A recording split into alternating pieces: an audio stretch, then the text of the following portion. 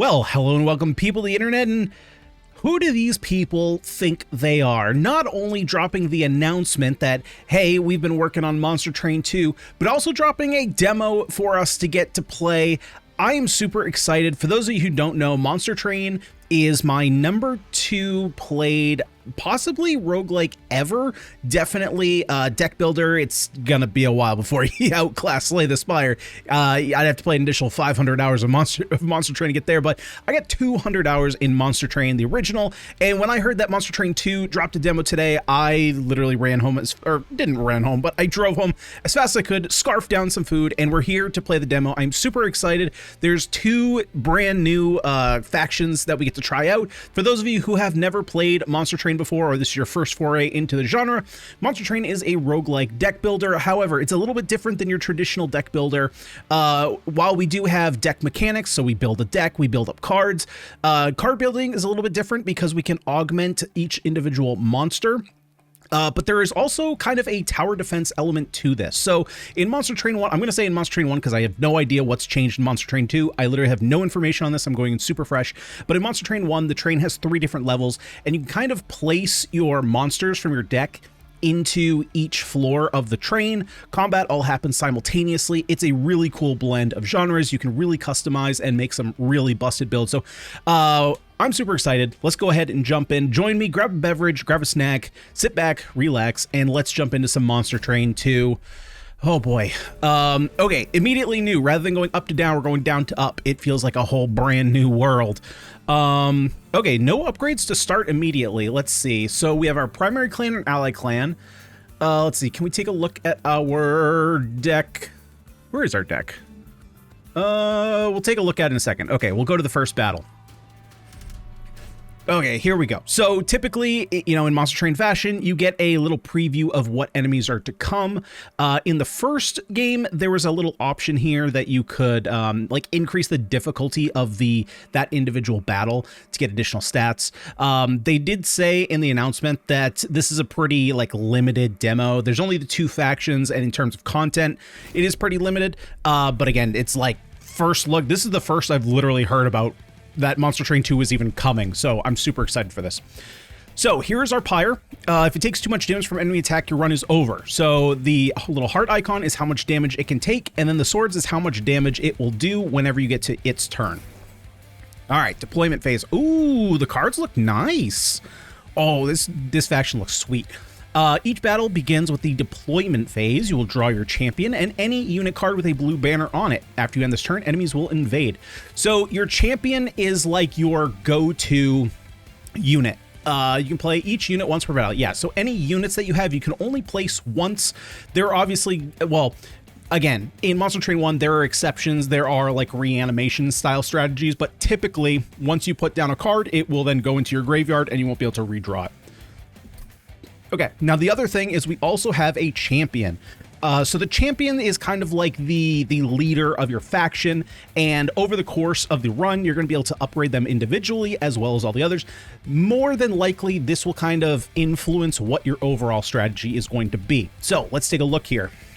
We have multi-strike 1, so this unit's going to attack twice on their turn. Valor, +1 attack per stack after combat if the unit is in front. Gain armor up to the stack count. Okay, so that's revenge. Oh, and you apply, okay, so revenge. So whenever Fel gets struck, we apply Valor 1 to friendly units, and that's going to give more attack per stacks. And if that unit is up front, they gain armor. Okay, so we could, there's a couple different ways that we could kind of utilize this. I don't know what else is in the deck. Can we actually see what's in our deck? Okay, perfect. Pyrogel. So this is a completely new faction, so all new mechanics. Deal 1 damage, apply Pyrogel 2, +1 incoming damage per stack. Okay, so this is what I was just going to say, is that this is a mechanic that can be used one of 2 different ways, at least off the bat, right? So either we could put Fel in front. Wait, no. You would get friendly units. Oh, I see. Okay. So basically what you could technically do is put Fel in front to take damage from enemies, or what it looks like is we have things like fire starters. So we're going to kind of tick down our own champion in order to buff other units.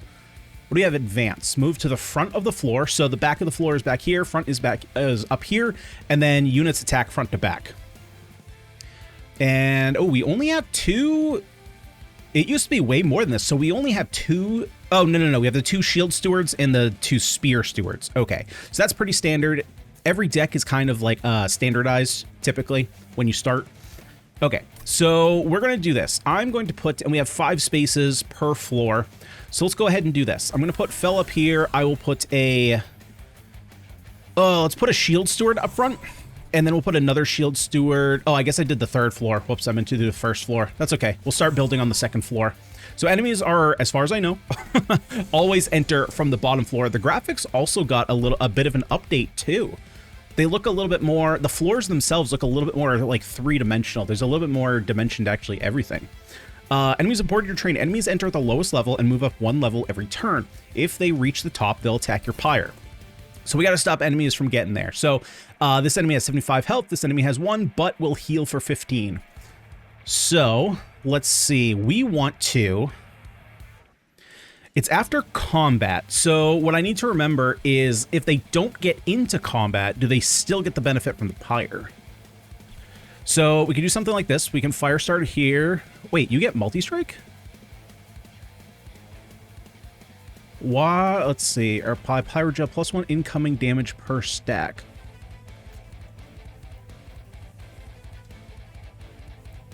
Oh, you apply... Oh, right. I remember now. Because in some games, when it says friendly units, it means other friendly units. In this case, friendly units includes itself. So that's why it's applying Valor, so it's getting an extra damage. Okay, so let's do this. So you're going to get that. So you're going to heal for 15. So there's no real sense in trying to get big damage here, I suppose. Although there kind of is. So what we can also do, we're very likely to draw a fire starter next turn. And because it's 1 damage, we can pick off the healer here, and then we can get a little bit of damage on the 2nd floor.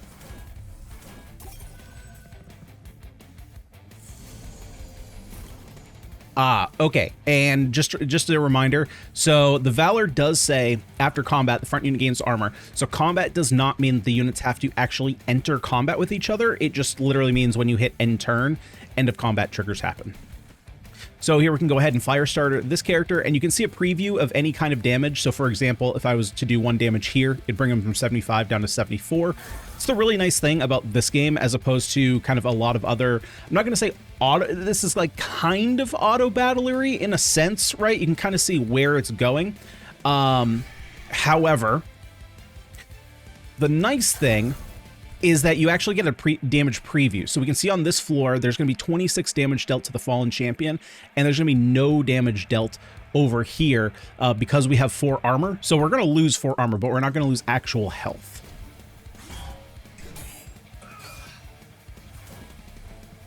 I'm just going to go up to this floor. Okay, so we need to get, let's see. Let's see here. So the enemy attacks first. Unless you have, there's an ability quick that allows you to attack first. So let's do the fire starter here. Okay, so we're only doing 18 damage. We can apply Valor 2 for 2 more damage, but 2 more damage doesn't really do anything. Unless we go ahead and move you forward. Okay, well, we couldn't get enough damage, but that's okay. Because basically what's going to happen now, we're going to get a bunch of damage here. We're going to get some damage here. But they're going to go up a floor. He's going to get hit off on our Pyre, but our Pyre deals 40 damage. So we're going to have... Oh, we got our champion, or our enemy. Nice. Defeat the boss to win the battle. His relentless ability means that combat will continue in this room until you or he is defeated. So once the boss shows up, basically, if he leaves a floor, the previous floor is totally dead. So literally the way it works is combat is just going to continue until one side or the other is defeated. Usually it's our side first, at least for the first floor, depending on how you build. He'll then move up to the second floor. Same thing happens until he's defeated. He can move all the way up to the Pyre, and then if he kills the Pyre, you lose, or you kill him before that. So let's see. What are we going to do here? So let's go ahead and do... We're going to advance this unit so we don't take a bunch of damage here. We'll fire starter here. Try and get... Since we have that multi-strike, try and get some additional damage going there. We'll kind of set up for some big damage potentially there.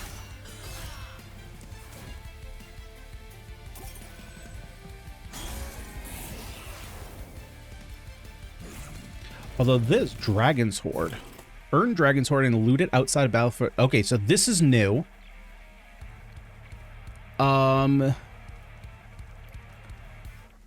Okay, this is... I mean, this was here, but this is a new UI, so that's kind of nice to have there.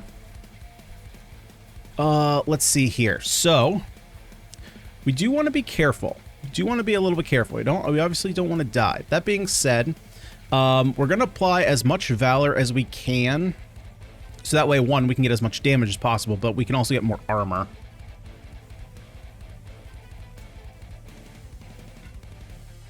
Right, we can't do that because you're taking a bunch of extra damage.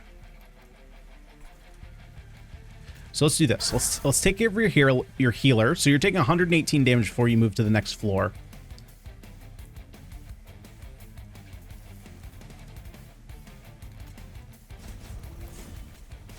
There we go. We're doing 134 damage now. You can see that both these units had X's, so they're both going to die.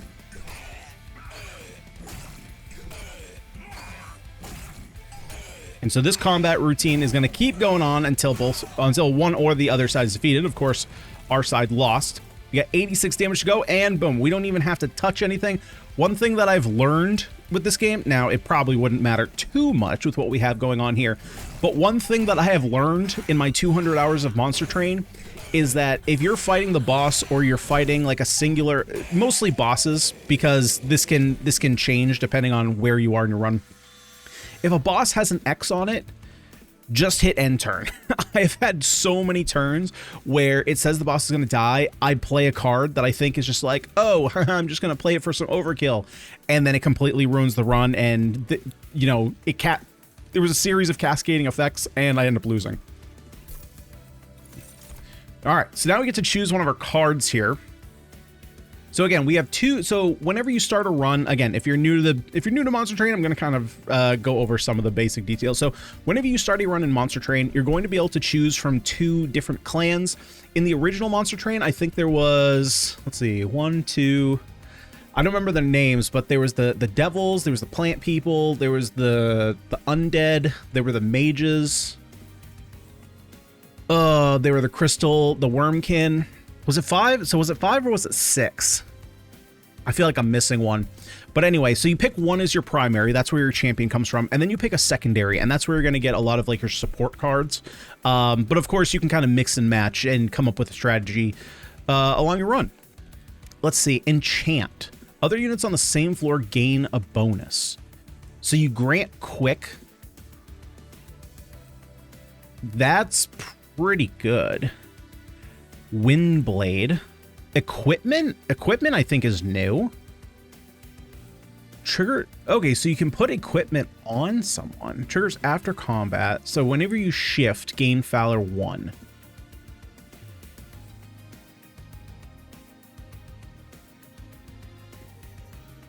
Where do you shift to though? Huh.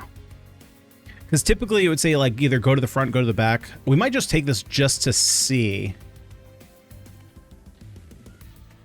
Can be equipped on enemy units. That could potentially be powerful. I'm going to take the Windblade just because I want to see how exactly shift works. Golden Touch could be decent. Would allow us to get some extra loot. Although I don't really, I mean, we're probably going to do that just to see what the Dragon's Horde does. Deal 1 damage to enemy use. So this doesn't seem that good now, but there typically are ways to upgrade cards. So there might be a way to give this like plus 10 spell power, right? Which would bring this up to 11 damage and be a lot more powerful. Or we just get alchemy. That's going to take our entire turn to get 3 dragon sword. I'm going to take the golden touch. Hopefully we can like maybe increase the spell power and then reduce the mana cost here. And now comes the choices. So on Monster Train, we're obviously on a train. We're going to have to choose which path we want to go down. So the map, as you can see, is fairly long. We're making all our way to the final boss here. Looks like in the Great Abyss. And each kind of section before a fight. So basically every section is going to have 2 areas and then a fight. 2 areas and a fight, 2 areas and a fight. And you just got to choose which side or which path you want to go down. Now we can forge our spells, which is kind of what we want to do because, here's the deck button I was looking for. Because we did just take Golden Touch, which is a spell. And so we kind of want to modify that. That would be nice. However, we could get a banished unit or a Pyreborn unit. Well, because I don't really know these factions, I think, because I'm assuming that this is primary. So our primary is banished, really? I guess he is more blue. He looks like he would be more the red, the fire starter, but okay, so I think that we're going to go here. We're going to get a banish unit and kind of use them as our base, just because, again, I don't know what strategies are involved. And you can choose whichever order you want. Sometimes it can matter. For example here, because we can forge our units, we should probably pick up a unit first, so that way we can change it. Ability Slam. Cooldown 2. Advance. So you move to the front. Okay. Deal damage to the front enemy unit equal to this unit's current health and armor. Or shift. Gain Valor 3.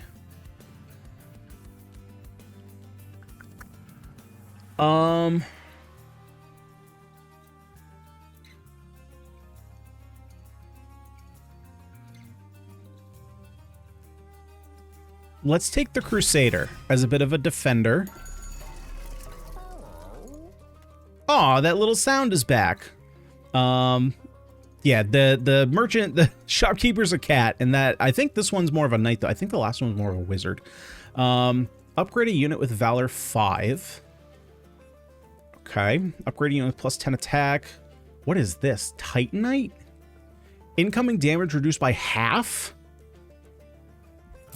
I mean, that's going on our tanky unit right here.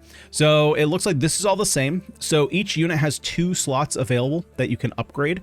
And they're kind of just like gems, right? You just kind of slot them in and it gives the ability. So taking half damage here, obviously going to be nice because we're going to want to keep them as healthy as possible. So we're going to go ahead and upgrade. And I have 5 more gold, so I can't buy anything else. So that, I think, might be worth it. And that's all we have. We can't buy anything else, so we go on to our next battle. Oh, these guys look cool. They actually kind of remind me of an enemy in the first game. They were bird people, but they did like multi-striking. These aren't multi-striking, are they? The Vanguard applies when the unit is at the front of the floor. Okay, so they do more damage when they're up front. Anything special here? No, it doesn't look like it. Looks like just a bunch of health. Although, if I had to guess, he'll probably be in the back of the line, and he'll have a bunch of Sloven Knights in front of him, and we'll have to fight through our way through those, then get to him, and there'll probably be a healer on the back end. But we can take out the healer pretty easily. Okay, so we'll have to take that into account. So I think, then I want to... this is a weird count, though. So I'm going to have 1 extra space that I can't put a unit on. And so I think these guys used to be only 2 spaces. Because now that he's 3... Wait, are there spears also? Okay, they're 2. So that's a little different. In the first game, you had 4 of the same steward unit. In this game, they're split to be defensive and aggressive. So in order to get 2 units on a floor, I'm going to have to split them like this. And then I'm going to have this be my primary like damage floor.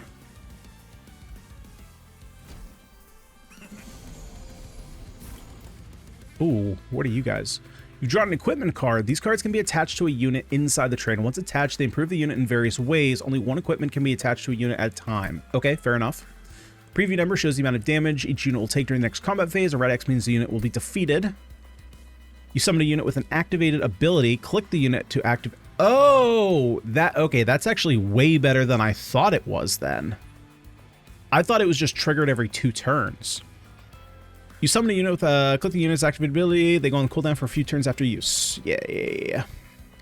What do we got here? What do you? Oh yeah, you're doing Vanguard. Oh, but you're not in the front, so you're super weak. Super weak. Let's see here. So we want to put this here because we want to give you as much armor as possible, right?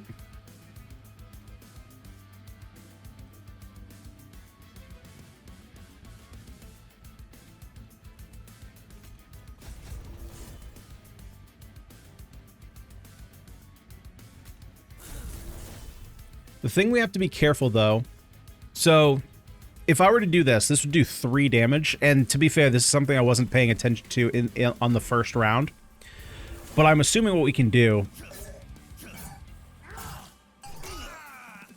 is wait a couple turns, and the Pyre Gel will go down. Typically, debuffs count down 1. Oh, no, this is permanent. Huh. Okay. Wait, so is shift...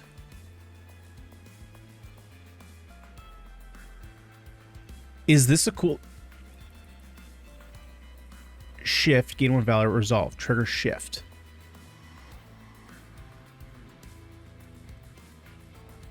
So at the end of turn... Huh, I figured these two would swap positions.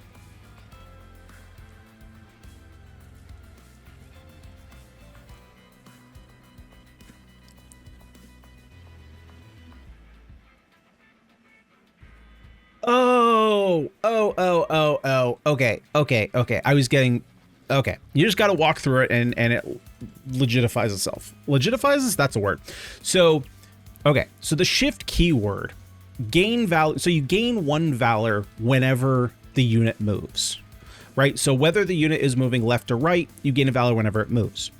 Resolve happens at the end of turn. So you trigger shift, but you're not triggering a move. You're triggering the effect shift. So basically at the end of turn, you are just gaining valor on. Okay. We figured it out. It took way longer than we needed to, but we got there. Okay. So Speared Steward we'll put up here. Let's go ahead and...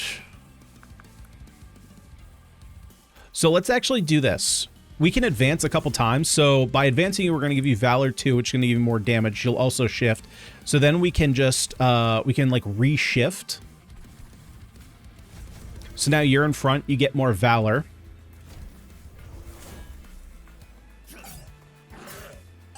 And what we're going to do here is we're going to speed up game time. Because ultimately, everything you need to know, you already know before combat happens.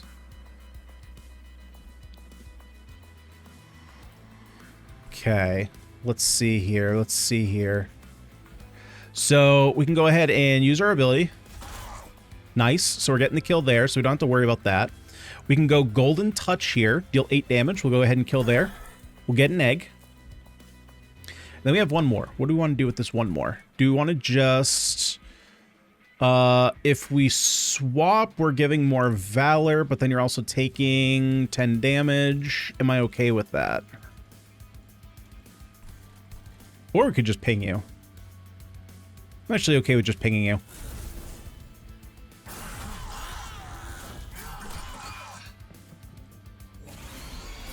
Oh, you're in front. Okay, I did not expect this floor to be like this.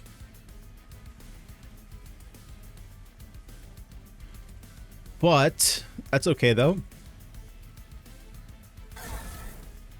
So I think what I'm going to do... Yeah, I'm just going to ping off this back line.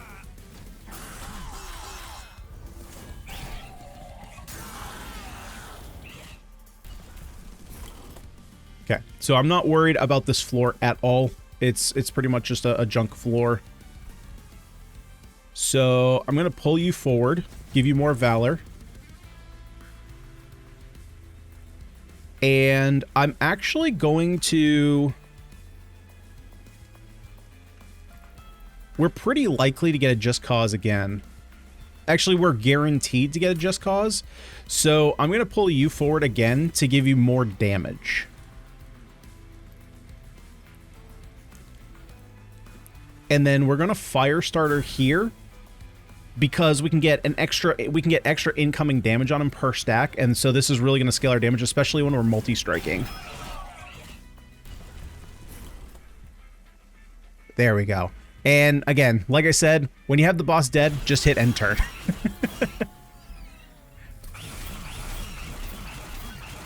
There could obviously be, you know, corner cases. You know, maybe there's achievements for something that you'll actually want to, like, use your final cards. But for the most part, just hit end turn. Just don't screw anything up. Let's see, what else we have here. Cleave. Deal damage to enemy units equal to the attack of the front friendly unit. So that could potentially be good. The issue is our main kind of damage unit right now, our champion, is multi-striking, so its attack isn't super high. But it would be pretty useful on another unit. Retreat the front enemy unit. Apply melee weakness 1. So retreat just goes, what, back to our hand? Oh, move to the back of the floor. Oh, that's actually pretty good. Yeah. I'm gonna take that because we want some of that. Explosive. All excess damage is applied to each enemy unit. Ooh, we like that.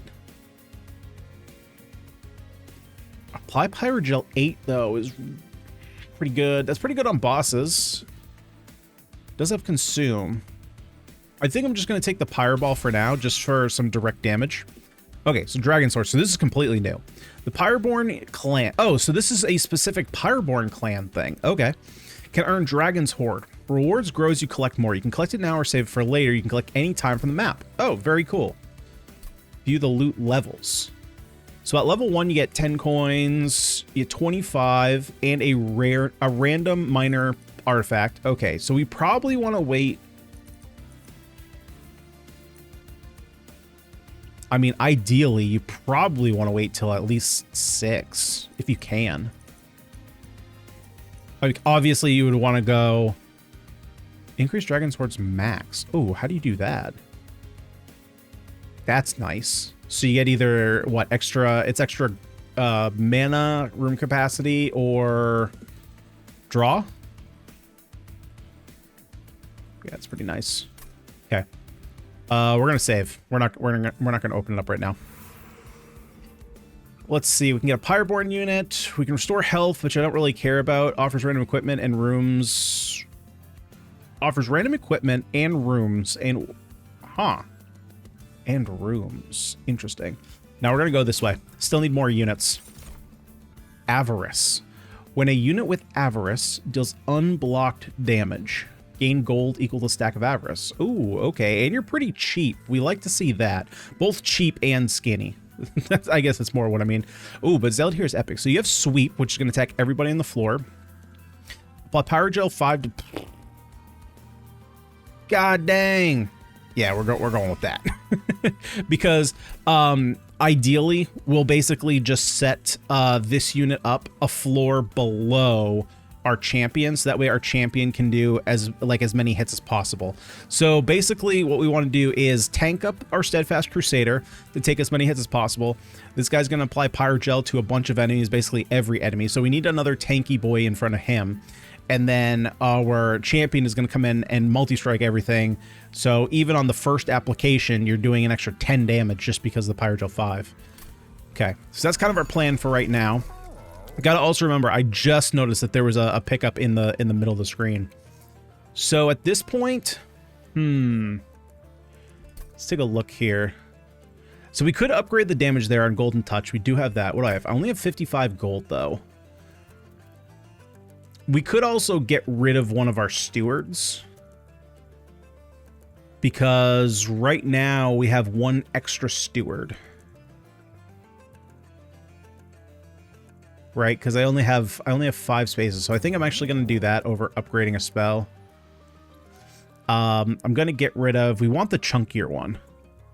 Yeah, we want the chunky boy. So let's get rid of a Spear Steward.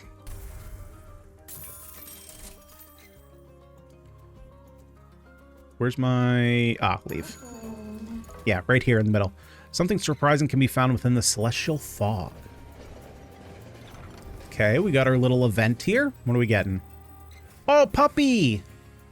The legendary dog made of bone bounces towards you, its bone tail rattling together in an exciting wag, an elusive creature that can cross dimensions as easily as he can catch a cursed stick.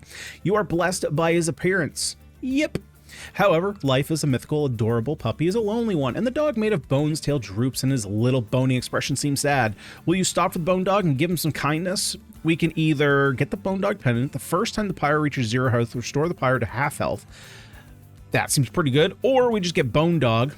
Your pyre permanently gains +10 after defeating a boss. You know what? Well, okay, let's think about this. Let's think about this.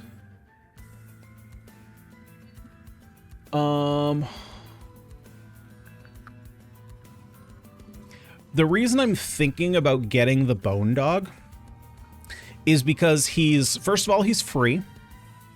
We can probably we can definitely upgrade him, but he's also only a 1 space unit, so we could potentially put him on our top floor. Since we have 1 capacity left, I think I'm actually going to go with Bone Dog. It's also just another attacker, and if we're going with Pyrogel, we want more attackers to trigger that more. So yeah, we're gonna bring Pup along with us.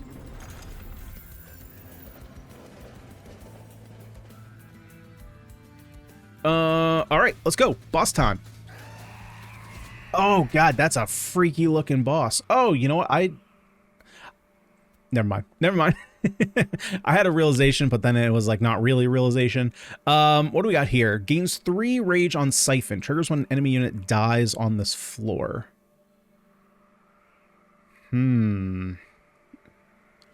Oh, this is going to be a flying boss. Okay, this is cool that they're putting a flying boss in so early. I'm assuming it's a flying boss. Oh, maybe not. Okay. So if you're new to Monster Train, if you're not, you probably already know what I mean, but if you're new to Monster Train, there are some bosses that will actually start outside of the train. So your field of view will actually open up and there'll be kind of a column here, and the boss will fly from floor to floor doing some kind of effect. And so I figured with the Siphon ability, where it said, you know, if enemies die, you were going to kind of have to manage, like, not killing enemies on the floor that the boss was on, but I was wrong about that. Okay, so Fel we're putting up here. We're putting Steadfast Crusader in front. You cost 3, though. That was kind of, that was a little bit of an issue. So we might have to worry about getting more mana. So let's put a Shield Steward here, and then we'll put a Shield Steward here. Oh, wait, hold up. He's already coming? Or maybe he's doing the flying thing now. He moved, yeah, okay. He's just doing it a turn later. So this is slightly different. In the past, he starts, the flying bosses start outside. But he can be attacked if you clear out other enemies. So that is the benefit here, is that he can't attack us until the waves remaining ends. So he's still going to start attack on the first floor, but he's going to start moving from floor to floor, and we can attack him and start whittling him down. So like this is one of those situations where, you know, I could kill this unit. I could kill technically both of these units. However, he's going to gain Rage 3. It is going to decrease every turn, although I guess he is attacking. Oh, he's just not relentless yet. Okay, there were some bosses that wouldn't attack. So let's see. I don't really want to waste this, though, is the thing. So I think I'm actually going to take care of the one dealing damage, because I guess you end up still gaining that much damage anyway. Okay. Let's start the damage going. Maybe that's not right, because the Pyrogel 2, now that I'm thinking about it, doesn't go off. Maybe I should just worry about advancing over and over again. Okay, we'll do this. We'll put Pup up here. And that's all we can do here.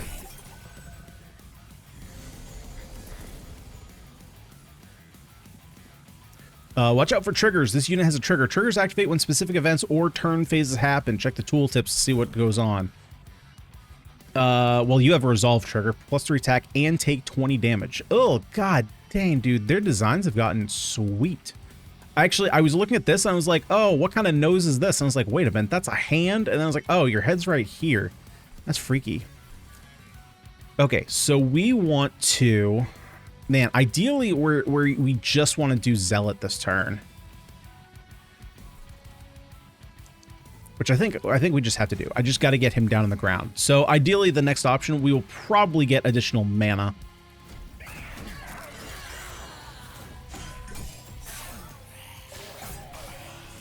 Okay, so we lost our first floor, but that's totally fine. Our first floor isn't really anything anyway. We do have a Pyre Ball, which, you know, we could do 30 damage to someone. Okay, so here, like, this is perfect. We're going to be applying Pyrogel to the boss here. So, let's do this. Let's pull you to the front. I'm kind of okay with you taking 2. Oh, okay. So one other thing, if you're new to Monster Train. So I was looking at this, I was like, but you deal 4. But remember, we're going to be gaining armor from Valor if we're in this position. So this is calculating the damage we're taking as well. So it's technically, we're taking 4, plus we're taking the additional 2 from the Pyrogel, which is 6 damage, but we're gaining 3 armor from Valor, which ultimately is -2. Well, I guess that's actually not -2. Then why are we gaining... Well, anyway. Let's see here. So do I want to move someone else, or do I just want to... I just think I just kind of want to stack up this damage. I think I'm actually just going to do this. So we could do 35 damage here. I think I'm going to wait because I want to do big damage on this guy. I'm okay with taking only 4 damage up here. And then let's go ahead and we'll actually apply... Let's start the Pyrogel going. Let's get this starting to work. We can use our Pyre health as a resource. There's no sense in, like, worrying super hard about, you know, is it going to survive?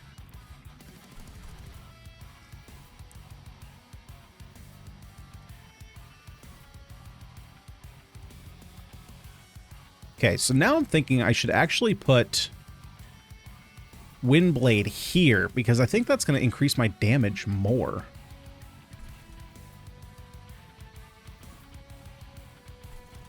And let's just do this. Let's advance you, and then we'll advance here.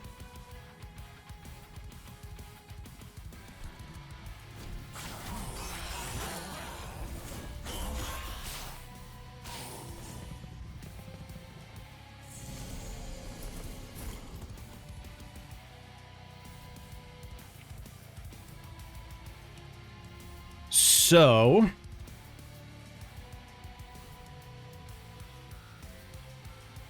let me think here. You're dying. Can we protect you in any way? How much damage are you taking? You're not doing anything. Oh, it's because there's 2 units here. So we could use 2 mana to kill this guy. He then lives for a turn.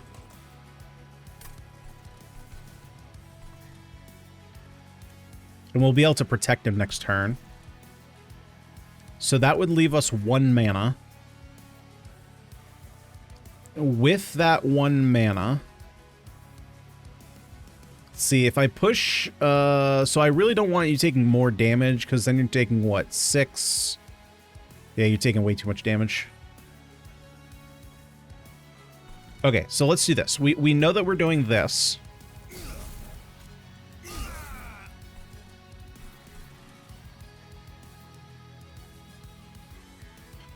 So this would force me to move you. We could literally just advance you.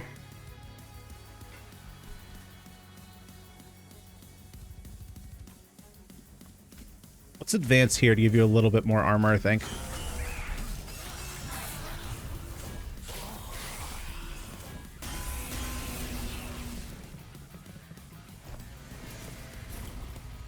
Okay, so you're starting here. The problem is you do 1,000,000 damage. So, do I still have... I do still have a Spear Steward. Okay. So my goal here is going to be to keep you alive, which, again, we can do. We have a couple different ways to do that. It all costs 2 mana, though, which kind of sucks.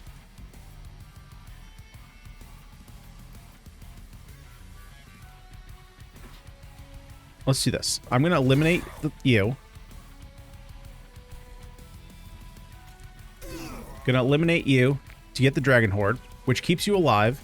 Because if I draw a Spear Steward, I can put it in front and then get 1 hit of melee weakness off from the boss.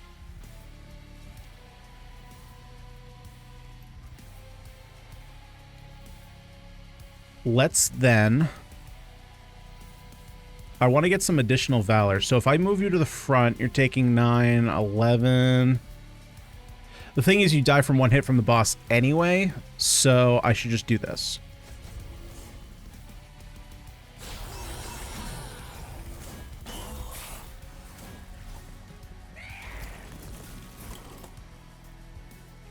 And I didn't draw the unit, so unfortunately we're not going to get melee weakness.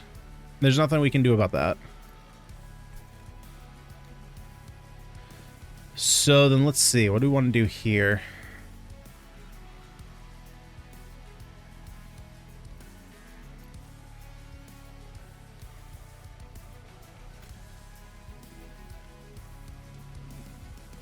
Let's do this. We'll advance here, and then apply more Pyre Gel.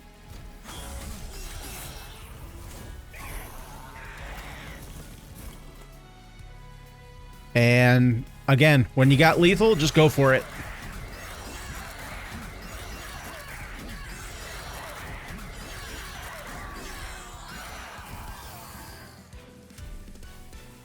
Okay, nice. So the major enhancement is really what we want here.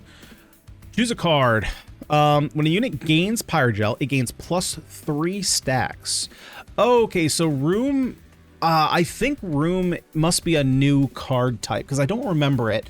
So, basically, we probably enchant a Room. It was kind of... okay, so Room was kind of introduced in the DLC with the Wormkins, where you had... what was the mechanic called? It basically adds crystals to the room whenever you would put, like, corrupted units down. So that's pretty... That could be pretty nice. We'd have to determine, though... Actually, probably want that. Oh, hold up here. Multi-strike 1. But strike -1. So does that just mean it does less damage? Because if that's the case... then isn't this pretty great on our boy here?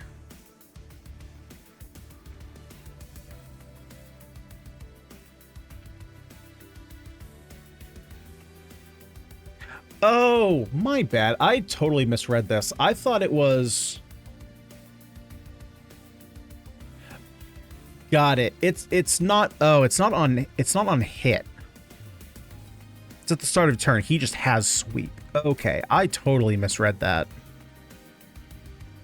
Valor 7? What is Valor? Unfortunately, that doesn't have a tooltip.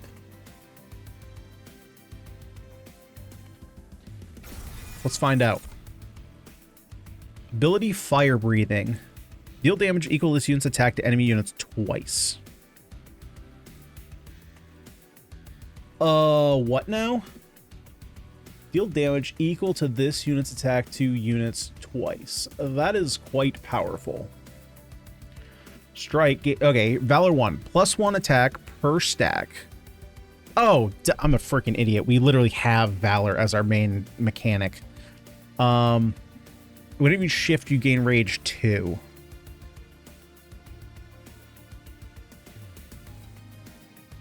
Well, we could kind of make him into a chunky boy and replace the Shield Steward. Potentially.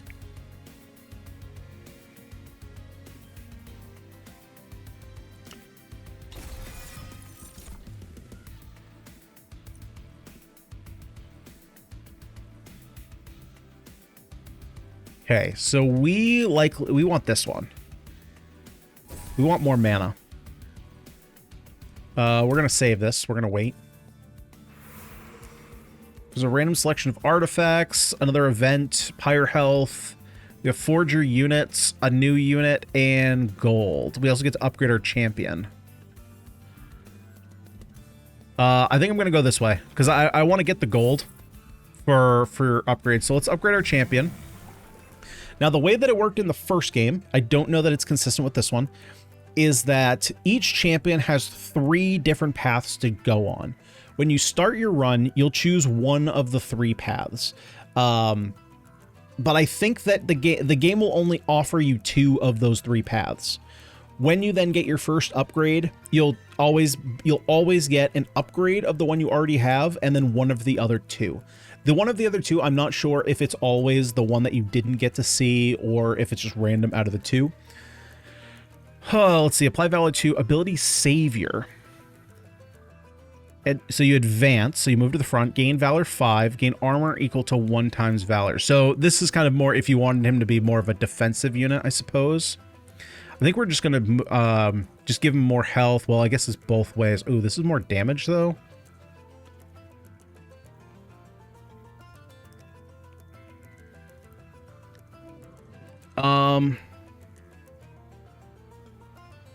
We're not really healing Fel, though.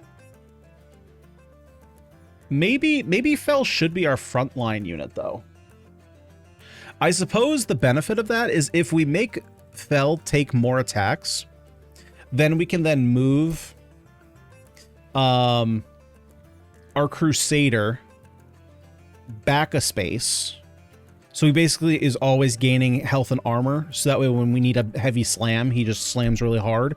And then when we need to, if an attack would kill Fel, we can then swap them out, and you'll have a big. Okay, we're doing that. We're gonna pivot a little bit, or maybe not pivot is the right term, but we're gonna kind of focus. Dude, this clan's art is sweet.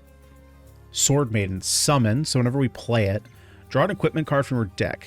When you're ever equipped, gain Valor 8. Okay. I mean, it's a chunky unit. Okay, let's forge units.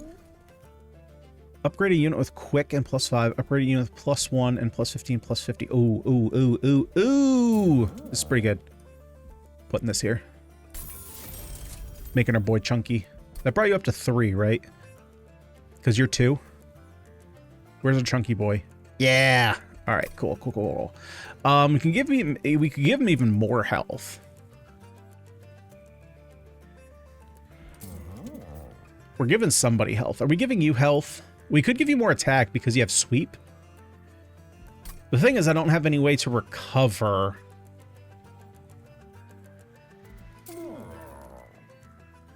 I don't think we give you health because we're kind of changing up how we play things now.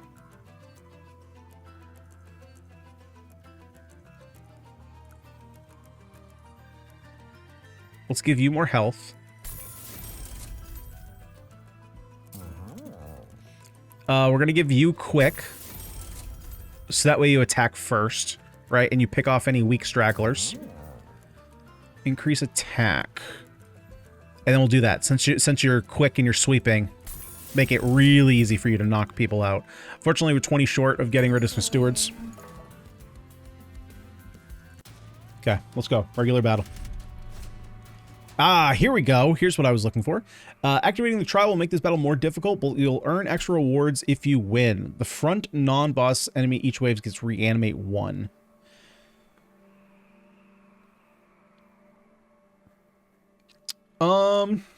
Front non-boss enemy. Yeah, I think that's fine. I want the gold.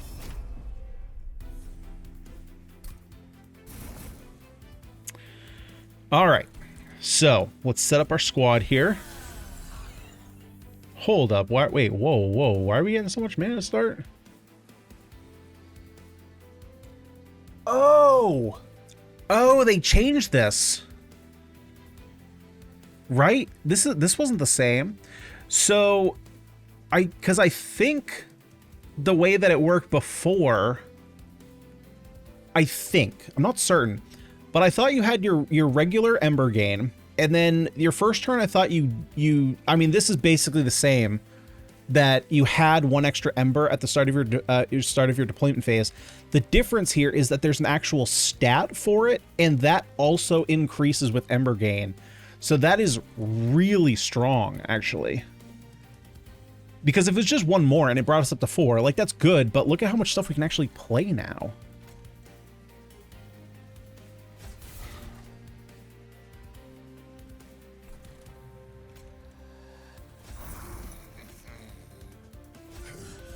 And we'll save you for later because we can always, well, I guess an argument could have been made that we should have played this now, but I guess the issue with that, and maybe we should have waited on this guy. No, because I want to get that going. Because my initial thought was like, I want to draw the Windblade. Yeah, because I only have 1 equipment spell in my deck. Alrighty here, so Bone Dog, let's go ahead and put you up here.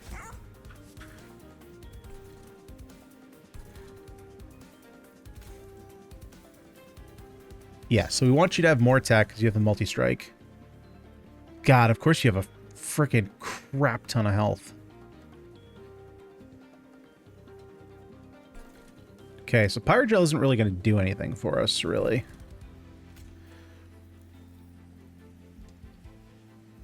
And Valor again. God, I need to... all these keywords, man. After combat, if the unit's in front, gain armor. Oh, right, but oh, right. It's only going to work if you're in front. Okay, well, let's get you gaining armor. Oh, they just did it. I totally just realized that this is just a variation on the same music as they had before. What only does is the front unit? Okay, well, we'll still do that.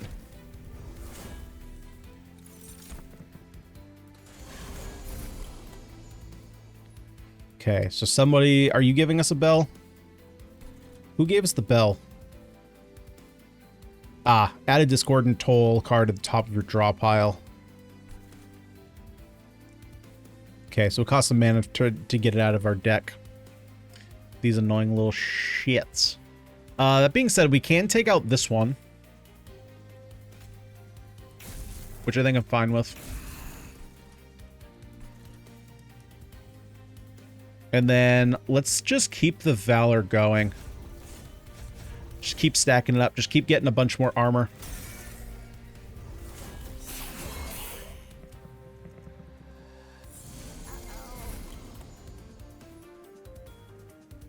Drawn a room card. These cards can be installed into a floor in the train. Their gameplay effects persist until the end of battle. Only 1 room can be installed in the floor at a time. And if we take care of the collector, we're going to get a bunch of death, or a bunch of death. If we kill, I read triggers on death. We're going to get a bunch of coins.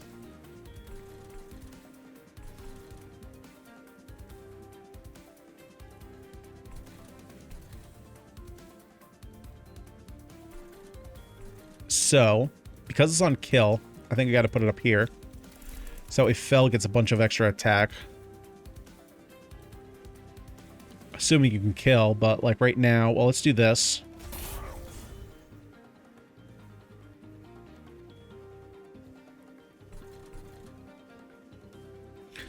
Let's get you out of the deck.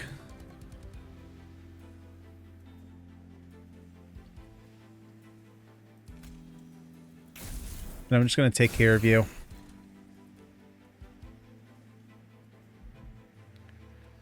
You're taking 57. Unfortunately, 20 is not going to take care of it. But let's use it to weaken this guy as much as possible.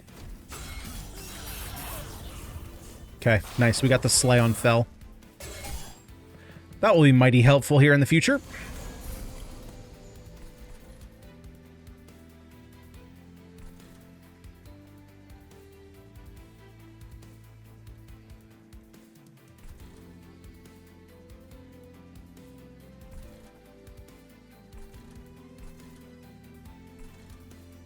Let's see here. Well, we got a nice little golden touch there.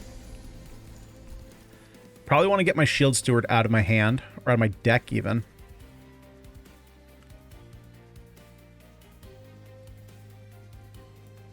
So, let's see here.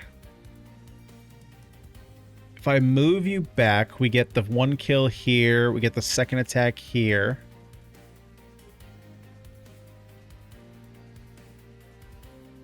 But ideally, I want you to attack first. So what happens if I...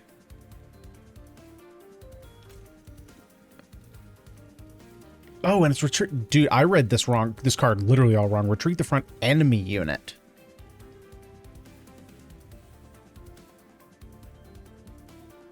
Okay, well, that's even better. Isn't it?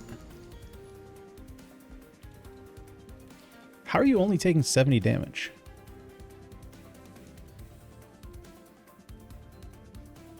Oh, because you have apply sap 2 to your units. Oh, crap.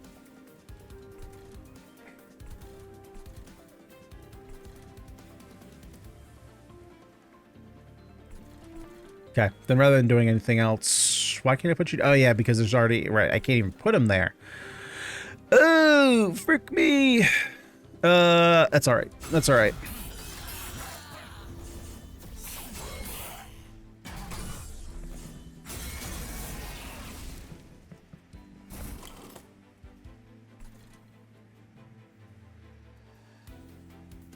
Okay, so we can get rid of this.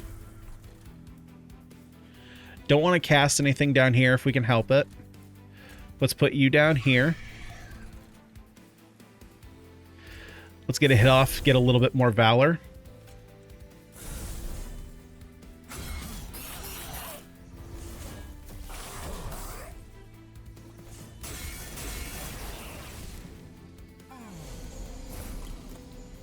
Okay, let's see what we're doing here. 4, 4, 16. So I'm very likely, if I move you to the back, triggers when a unit on this floor dies. Gain 2 and restore 20. Okay. So if I move you to the back, you have melee weakness 1. You hit me for 4. You hit me for 4. You hit me for 8. I go to 2. We knock you out. We knock you out, and then it's just you. Why? Oh, wait. Why are we not? Oh, right, because you have reanimate. Gotcha.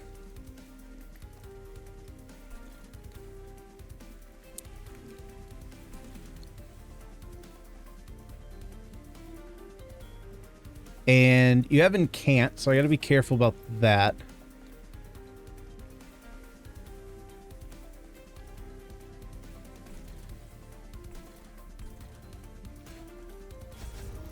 Gonna do this. I'm just gonna swap them.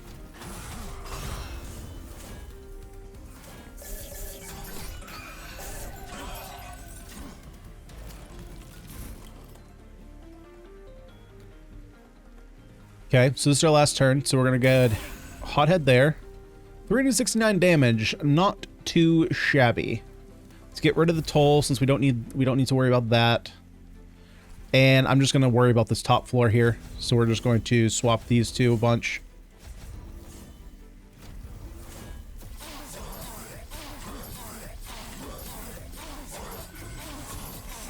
We'll go one more time. And there we go. And when you have the kill, you hit end turn. Okay, so we have a few too many units right now.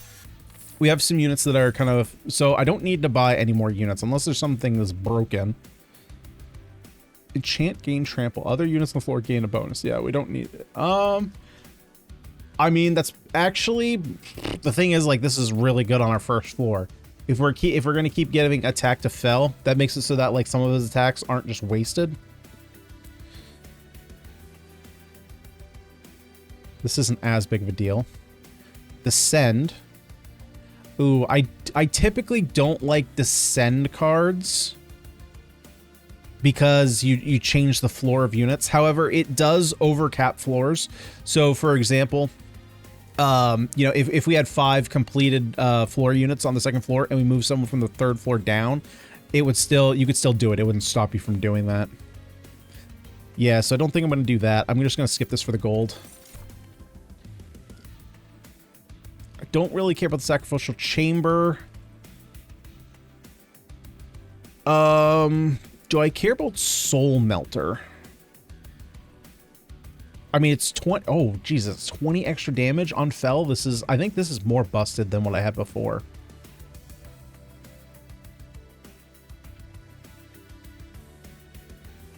And this says deal 3 damage to a random unit twice. It does not say random enemy unit. I don't remember if that was a differentiation that you had to take into account in this game. We're at 4 of 8. Nah, I want to hold off until we get a random artifact.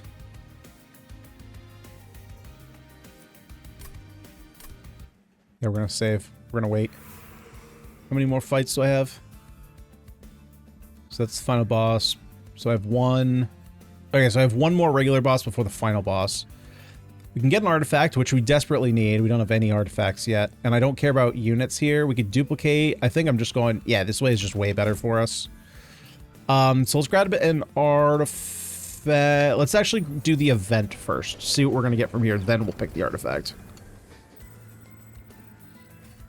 A mysterious robed figure steps beside the tracks. Care to bring aboard a wandering hitchhiker? The mystery man asks. I must warn you. The stranger continues. My presence comes with certain burdens. But once I recoup my strength, I will make it worth your while. Will you invite this mysterious stranger aboard the train? 1 space costs 2 summon. Adds a permanent Dante's candle to your deck. Gain a stack of multi-strike for each blight card in your deck. So a blight card basically does nothing.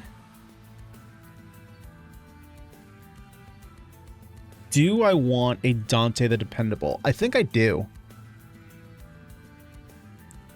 Because we already have...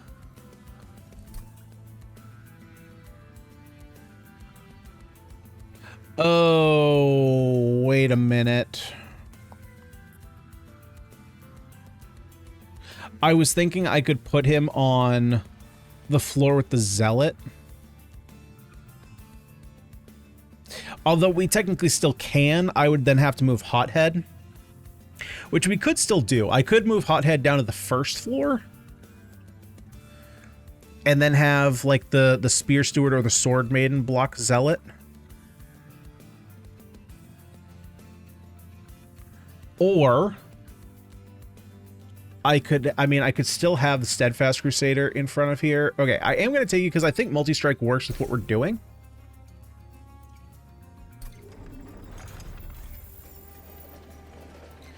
Okay, so let's grab an artifact. Create a copy of the first spell you play each turn. We don't really have any powerful spells. When you're out of mana, cards can be played for their health.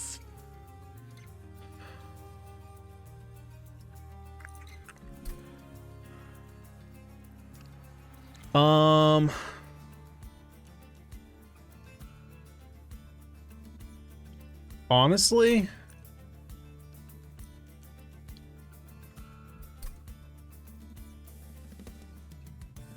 I think I'm just going to take the gold. None of those really speak to me. Because I want to get rid of...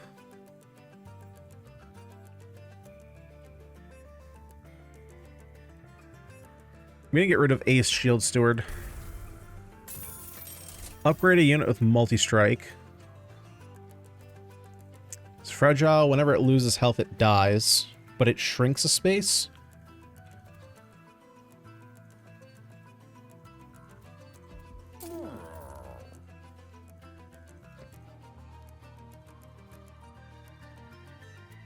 Okay, so we're going to give you more multi-strike. So you're going to be multi-strike 3.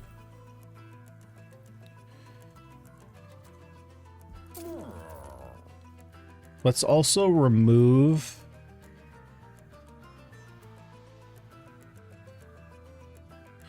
Okay, so how am I setting up my floors? We're putting... So, Fell's at the top. If Fell is at the top, I probably also want to put Dante at the top. I guess Dante could technically go anywhere. Who am I putting on my second floor? So my second floor is going to be Zealot. Although Zealot actually is probably better on the first floor. Yeah. Zealot should be on the first floor. Give my units more time to actually deal damage. So Zealot's on the first floor. Crusader is on the first floor because you have Titanite, so you have the damage. Second floor will then be Hothead. I don't know if fire breathing counts as an attack. No, it's just incoming damage. Okay, so first floor, we apply a bunch of pyre gel. Second floor, we fire breathe. It can do a bunch of damage to everybody. So then behind, we probably want to put Sword Maiden, which that's the 5 spaces. Top floor, we have 2, 3, 4.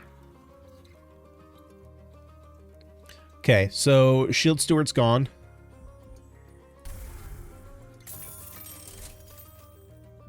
Um, 50 is a lot to reroll now with how much I have.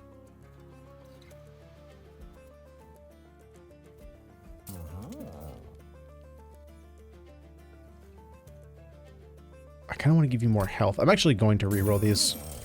Upgrade you with Valor 5.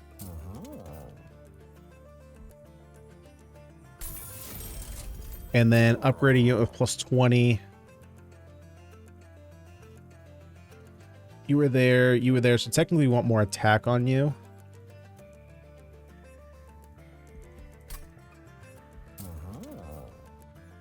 I think I might actually do... I kind of want to do this to protect from potential sweep attacks. Although maybe I should just save it. I think I'm just going to save it for more offense. I changed my mind. Non-boss enemy units get multi-strike. Yeah,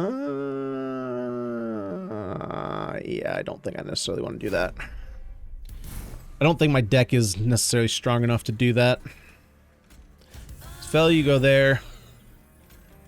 Zealot. So you go down here now. How else do I want to set this up?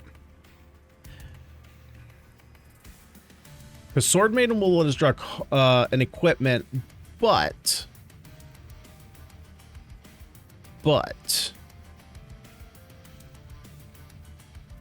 going to be expensive to play that. And I would rather get my units out. So let's get you down. You can start getting your armor stacks. And then we'll get Hothead down.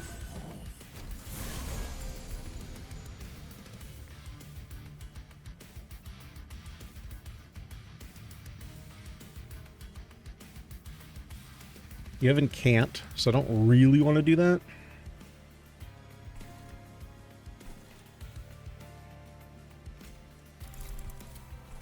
Put Arena there. Let's apply Valor.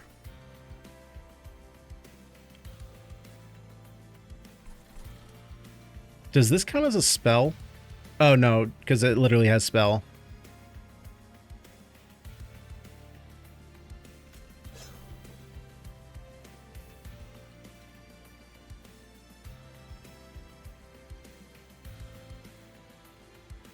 Okay.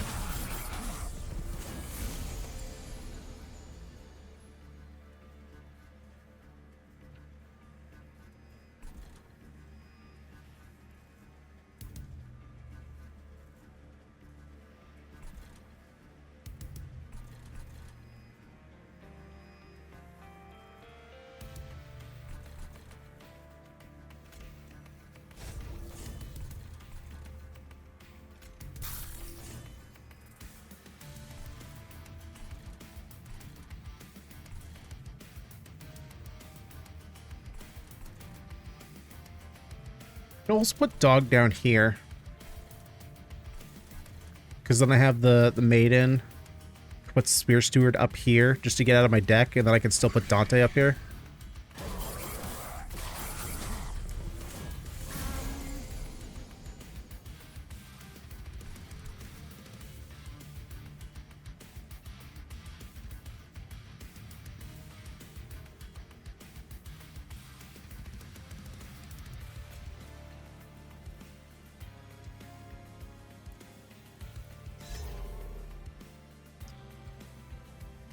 Okay.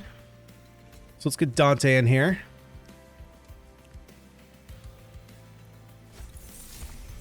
Ah, so close.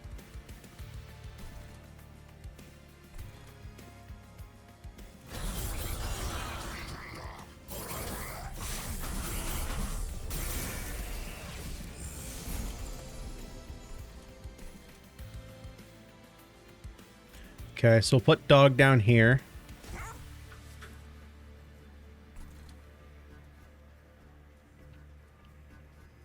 Let's get the kill here.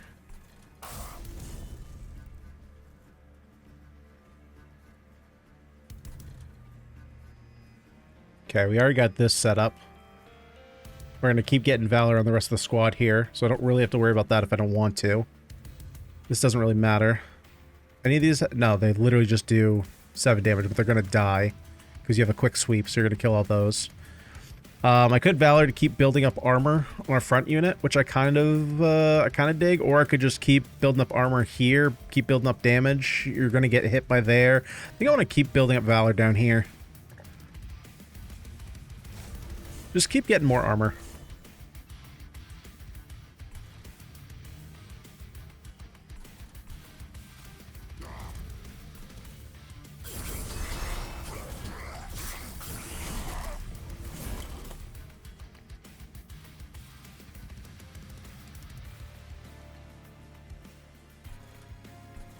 Let's see here. So we got to burn this. Unfortunately, we can't get that from here. We are at 7, though, so we're going to be popping that at the end here.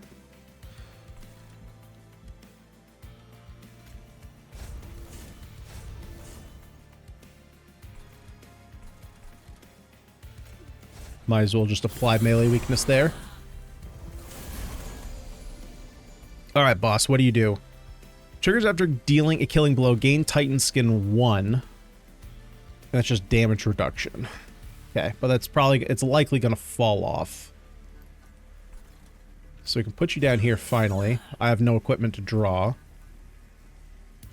I ideally don't want to cast anything down here, and I don't think I need to. I mean, we're taking off 3/4 of your health just on this first floor alone. Can't do this. Which now we're up to 858.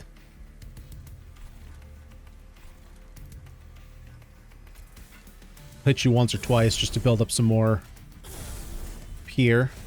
Pull you forward.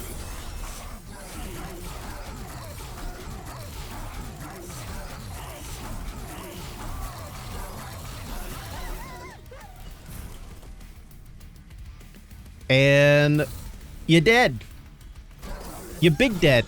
Didn't even have to get you up to the top floor. Oh, this goes up once we just win as well. Well, nice. We're going to get full rewards. Everlasting Light. Valor 7. Extinguish. Apply the student's valor. Oh, I don't really want that. We're not really doing that.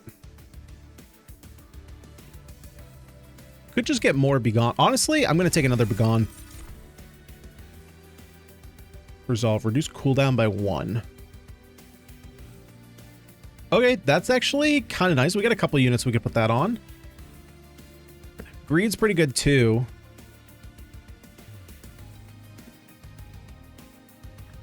But I mean, I'm a sucker for value with the Shield Maiden. Although we're not really playing Shield Maiden on the first turn. That's really never a benefit to us. So having more equipment, yeah, we have a really wonky first turn. I think I'm still going to take it though. Okay, so yeah, we're going to loot this, get a bunch of gold here, increase max... oh, that's how you increase it. Yeah, we're not doing that because this isn't really... Okay, there we go. Mana problem solved. Trial gold rewards are increased by 50% when a friendly unit gains valor against... Okay, we're probably doing this. Yeah, we're doing that. Just get more valor. Okay, so...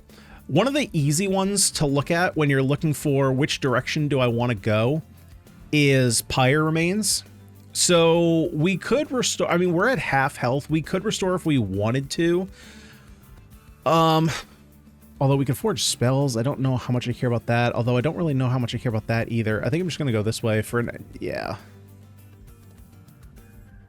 Because if we go that way, we can select and remove 2 cards from our deck to remove. We can duplicate any card. Yeah, I think I'm just going to be going this direction, and there's already a heal up here that I want to hit.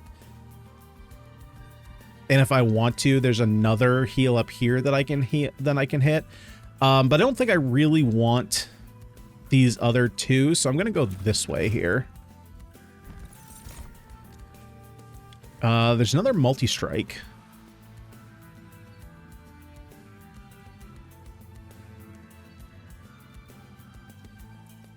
Don't care about that. I think I am going to take the twin blade.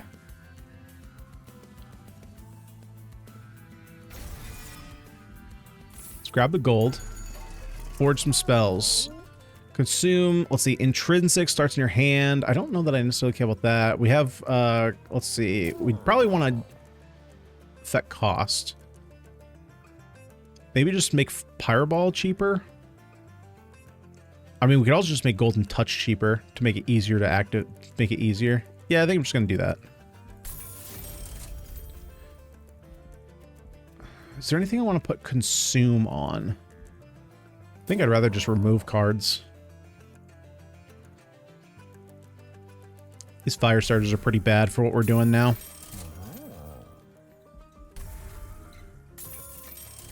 Let's go ahead and get one reroll too. Plus 10 magic power. Nice. Permafrost, so it stays in our hand until we use it. Spell chain, we get another copy.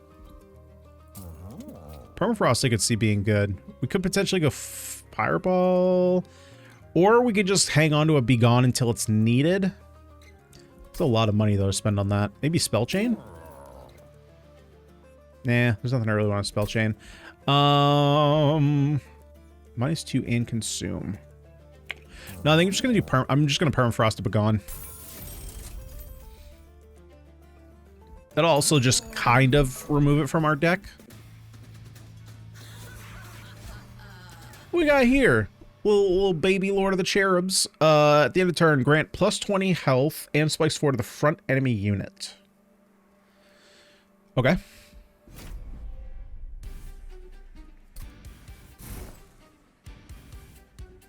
Now, is that all?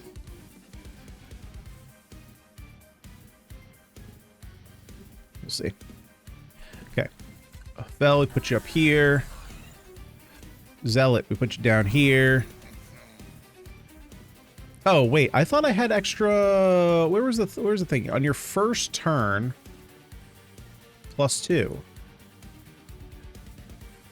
On your first turn... Oh, because we're in deployment phase. Oh, that's different. That is different.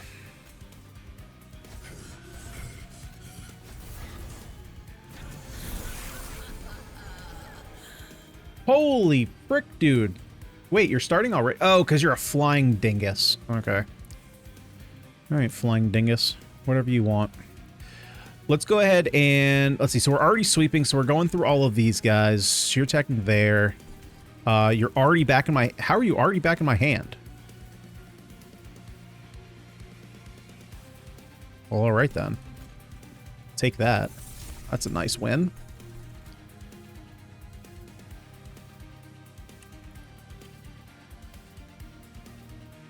Honestly, I mean, we're kind of just getting melee weakness here is pretty good.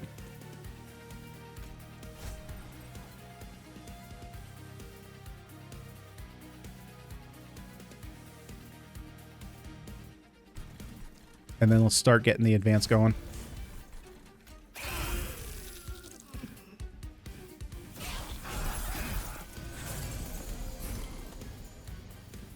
And I might as well kill the little guys because I don't want Zealot taking a bunch of spike damage.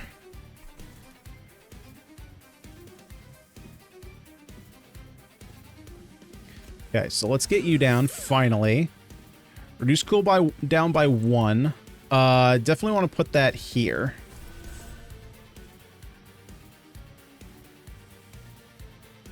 So let's belch.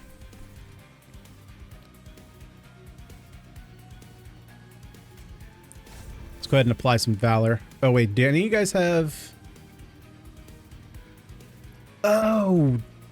Okay, so this is cool. So Eden was a mechanic in the first Monster Train, but it was only a... Oh, Umbra. That's the one I forgot. People are going to let me know. They're going to be like, you forgot Umbra. Umbra's like one of the coolest ones. Totally forgot them. Okay, but it looks like that's now a mechanic that enemies can have too.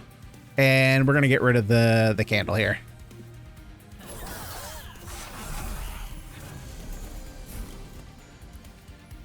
Okay. Bone dog, bone diggity dog. Yeah, we'll definitely put that there. Get as much damage as we can going, and I probably just want to apply a bunch of Valor, right? Let's go ahead and just punch in the face once, and then let's just apply a bunch of Valor so we can start getting some armor going.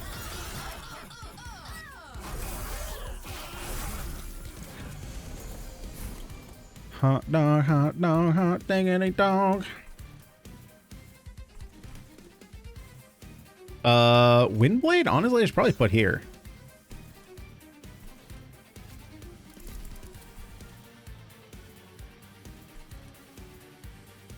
And then, yeah, yeah, it's 32 quick multi-strike. All right, let's just clear everybody out before they even move up the chain. Alrighty here. Let's go ahead and what are we doing? Triggers when apply corruption 3. Unit takes 1 damage to the stack at the end of the turn. What happens if we just push you to the back though?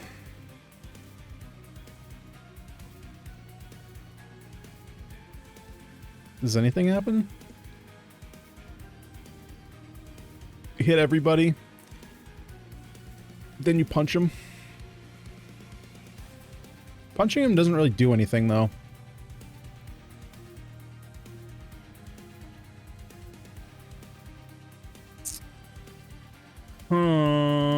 Let's go ahead and, well, we will punch you to actually get some damage out of it. I'm okay with you dying right now. It's actually, I think, fine.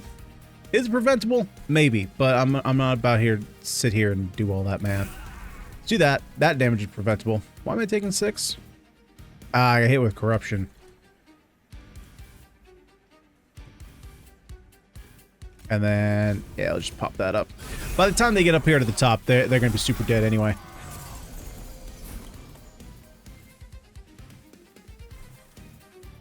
Yeah, see, they're going to be dying. They're going to be dying. Oh, we're not even dead here. Oh, we're fine. We're fine. Then we can just do some of this. We can do some of this. We got one more. Let's get some of this going.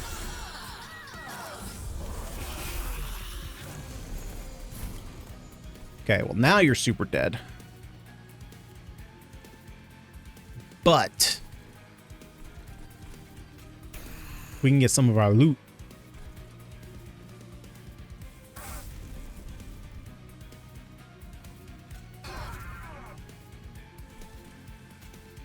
So go ahead and get a little swappy swap.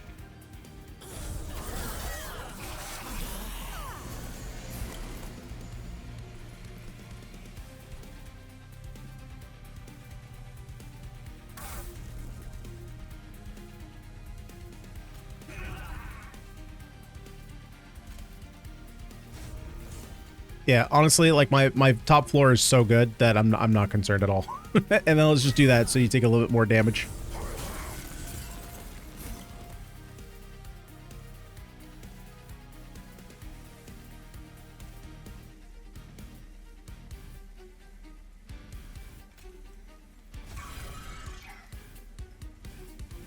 Are you making little cherub pricks? Because they got a ton of health, man.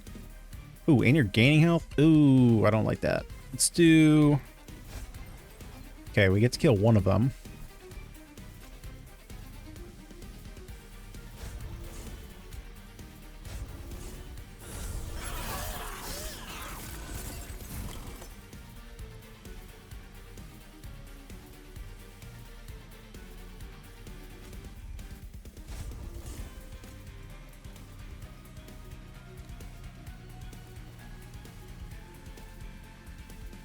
Let's see, so we want to do this. Haha! Dead. We got there. That was kind of messy.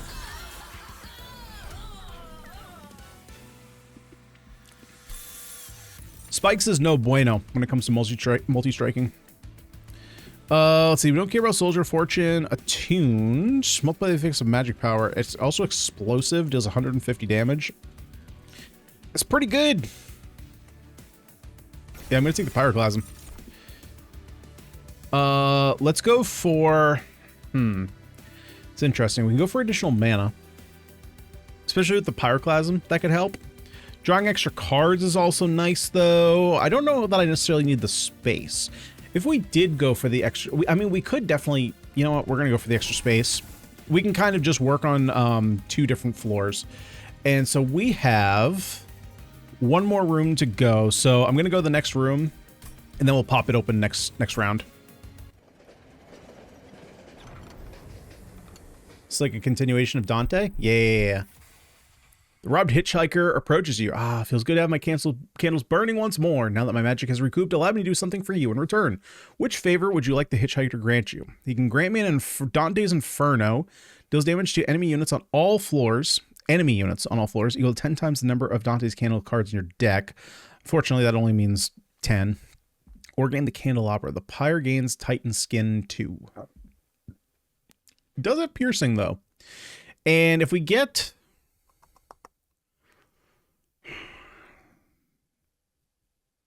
Or wait, that's not true because we could get more of these. Because does he make 3?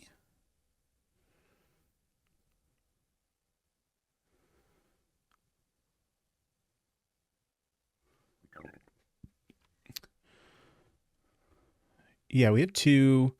Oh, because it's every time you got it. Because it's every time you play him. Yeah, then that's pretty good. On all floors. Yeah, the card's busted. Card's busted.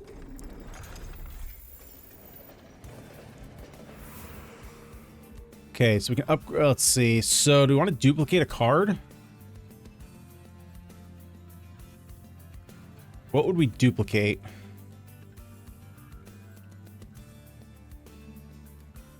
I mean, honestly, duplicating Dante's Inferno is kind of good. Wish I could upgrade it, though.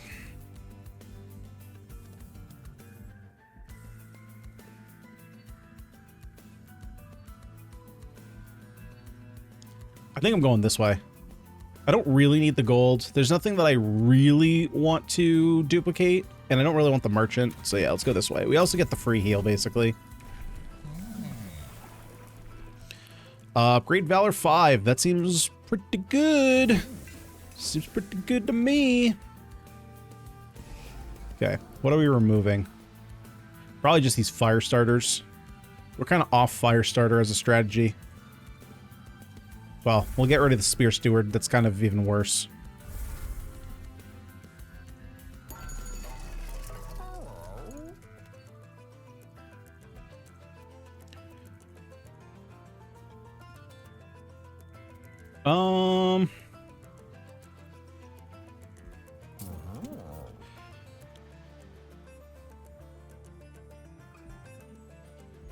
Yeah, I'm just gonna give this consume.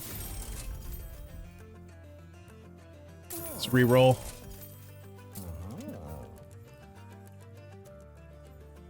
That's just a lot more damage, and it's explosive. Cost -1. Let's make this cost 3.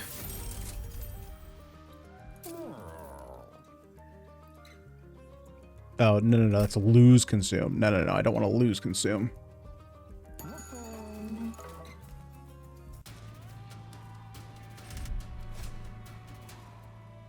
A penitent prayer stone is spawned on each floor. Spikes nope. Nope. Sometimes you just gotta know when to hold them and when to fold them. Okay, so I gotta rethink how I'm setting up my squad here.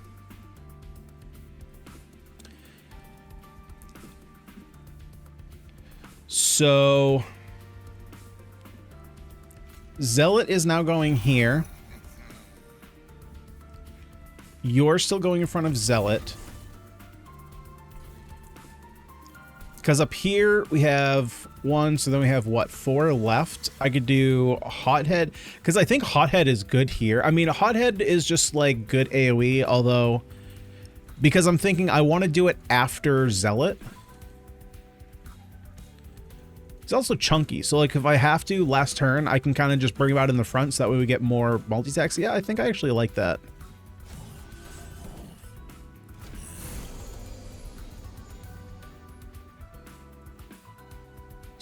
So let's do this. Let's just get this out of here.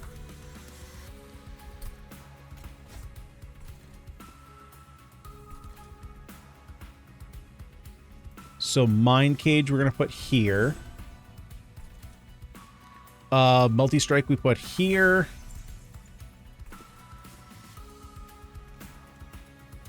What other equipment was I putting? Right, Soul Smelter. Okay, and then we're saving this for Dante? Yeah. Okay, we're saving that for Dante.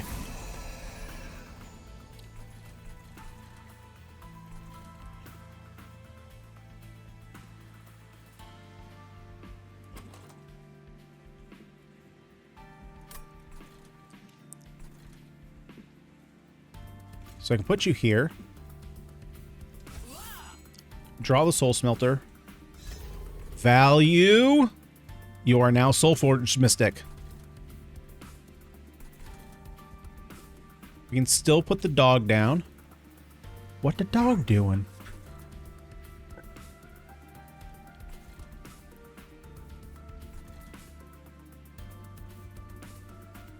And then let's go ahead and get that working.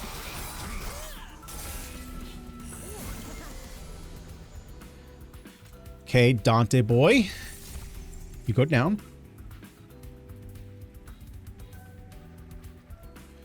Let's apply melee weakness here.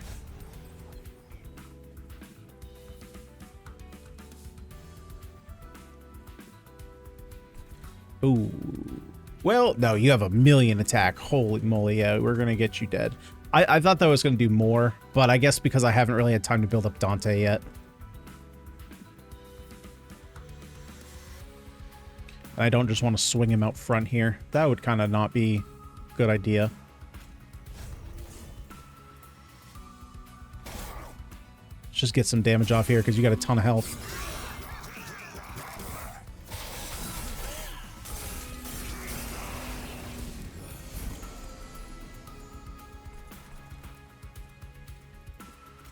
Yep, so we put that up here.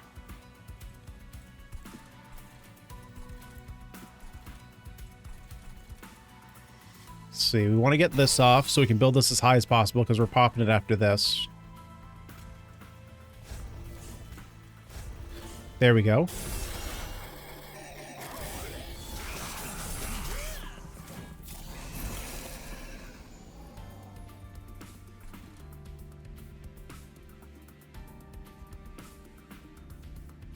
Steal our damage.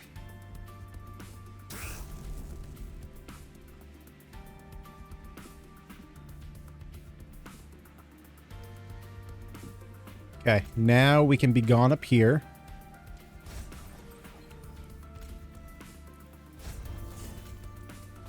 Swap positions. Dante's Candle.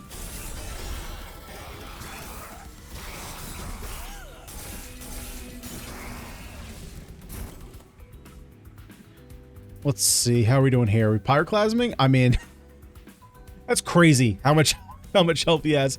All right, let's go ahead and Windblade here. We just go ahead and volley these guys a couple times.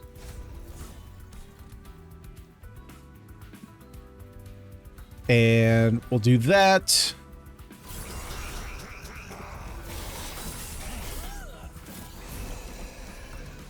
So what are you doing, Miss Lady Looker Lady? Triggers after dealing killing blow, deal 10 damage to your units. Well, I'm sorry to break it to you, but your unit is super dead. We can get rid of that. Unfortunately, I don't really want to swap here because then Dante's going to take a bunch of hits. We're getting both those kills anyway. Let's go ahead and Dante's Inferno.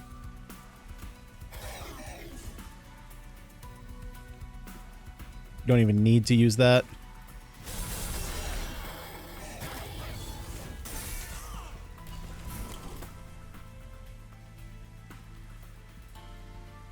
Man, this pyroclasm has not been super good here, has it? Well, we'll get rid of both of these.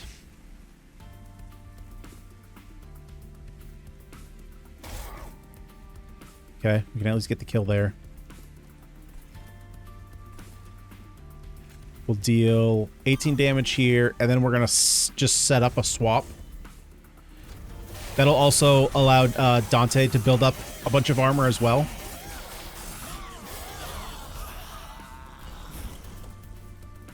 Which maybe you can argue that I should have gotten more armor here, but honestly, I mean, Dante just has more armor. And when you kill the boss, you just hit let her go.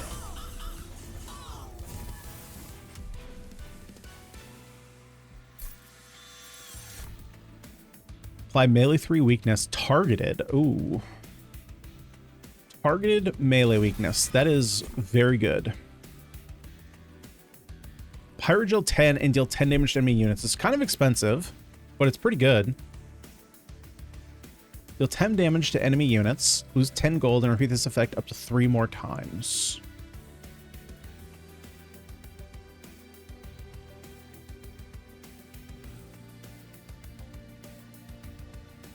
I'm going to take the Dragon's Breath here.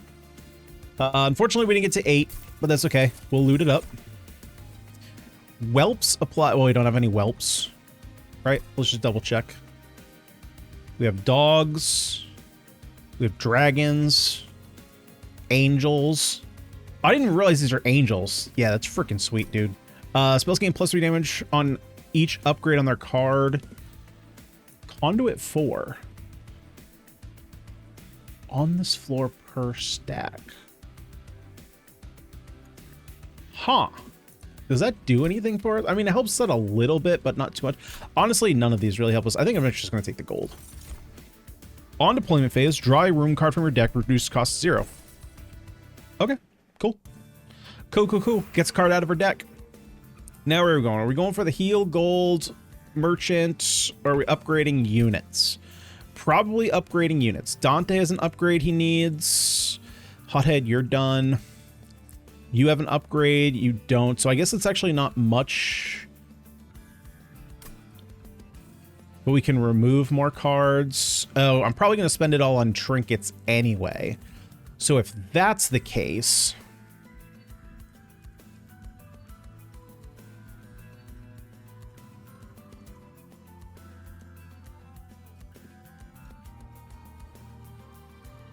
I do want to get the gold here, but I think I'm going this way. So that I can remove these last 2 fire starters.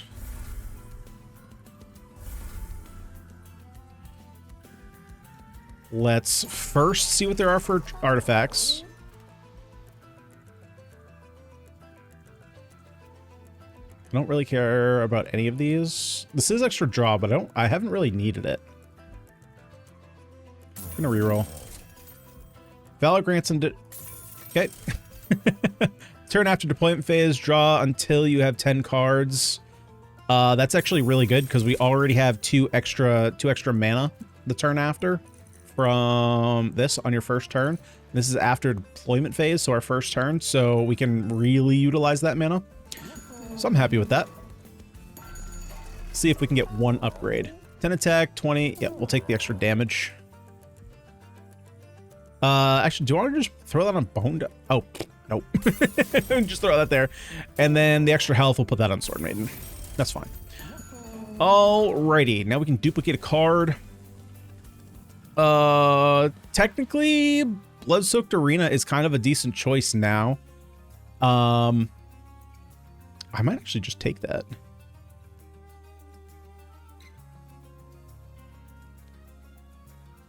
Because we can put it in the on the second floor now.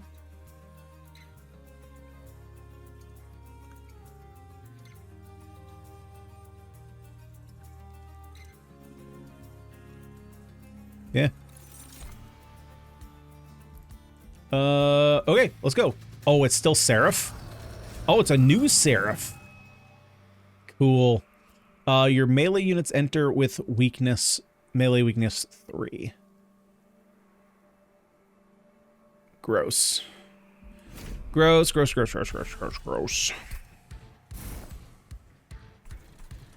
Okay, so Bell, Zealot, Blood-Soaked Arena.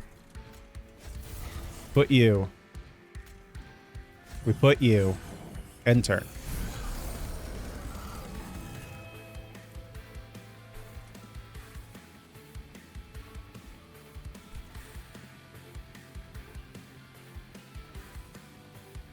Apply corruption 6. That's less fun than this. So if we do that, we're going to Blood-Soaked Arena here. Get that started. We already have a lot of our equipment here. We can do this just to get 10 Pyrogel here and here. He takes care of 2 units. We also got Bone Dog. Bone Dog we can still put up here. And we'll put Soul Melty here. Get that out of our deck.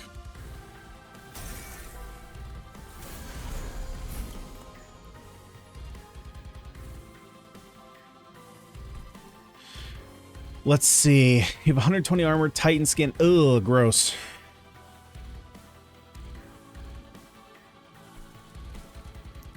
Okay. So we're probably going to do what? Get Dante going. And then Dante's Inferno. It also has piercing, so that's going to kill this guy, and we don't have to worry about his 120 damage. Yeah, I think that's just clearly the go-to.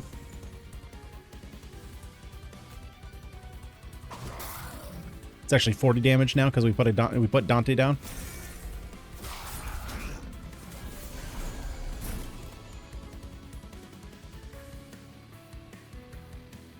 Let's see. What do we want to do here?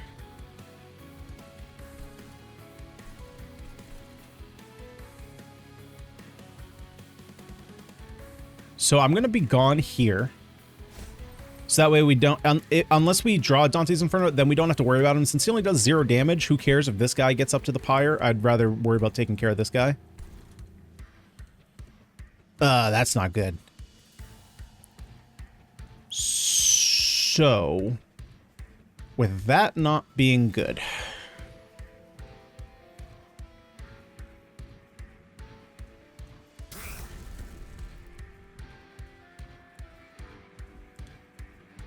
I need to take 4 times combat damage.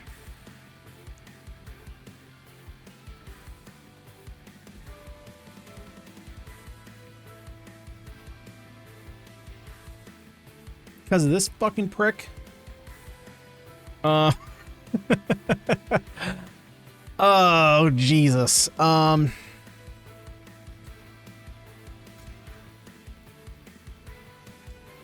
So I need to do...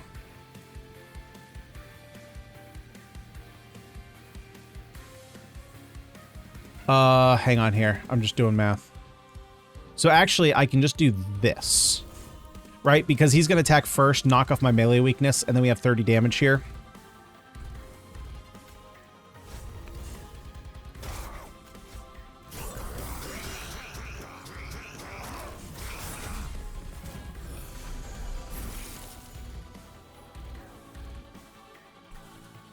Yeah, this Pyroclasm is not that good.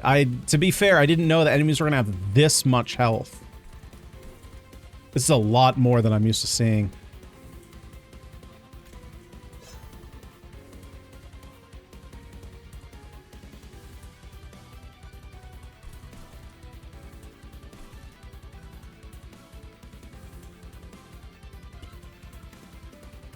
Let's see.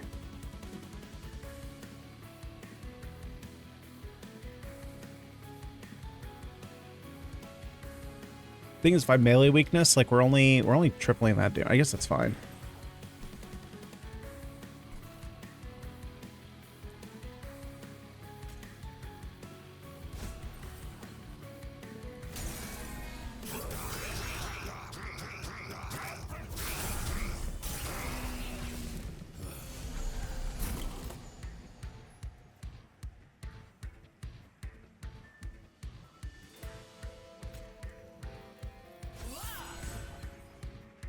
Okay. Great.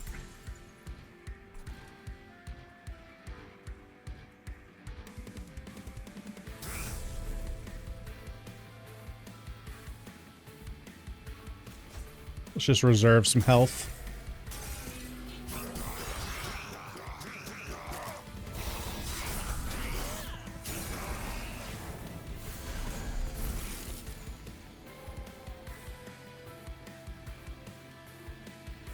So, this is a little bit of a problem because I haven't had enough time to build up Valor here. So we might just end up losing out on Hothead here.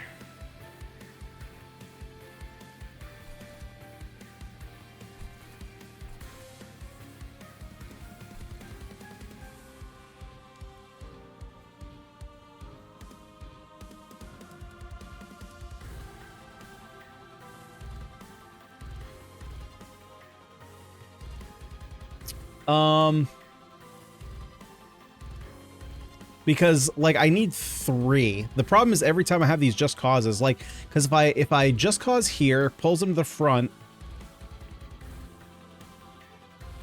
gonna take triple damage from here, or 4 times, right? So 32 damage, then another 30.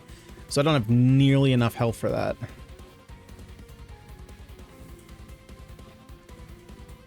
The problem is, if I bring, like, Bone Dog to the front... God, and you have literally 30 health. Because if I bring Bone Dog to the front, he's going to die from the first hit, and then you're going to hit here for 30, killing this unit.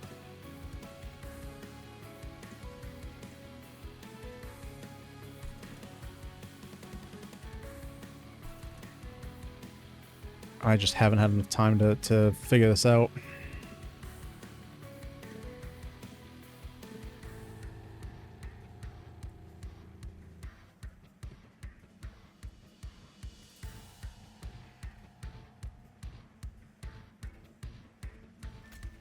If I do... Yeah, the problem is there's no reason to do that. So I think what I need to do then...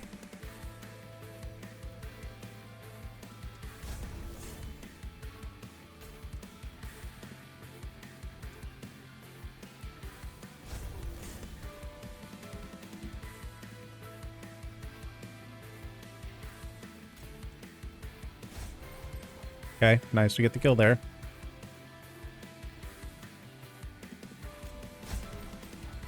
Get as much damage on this back unit as I can.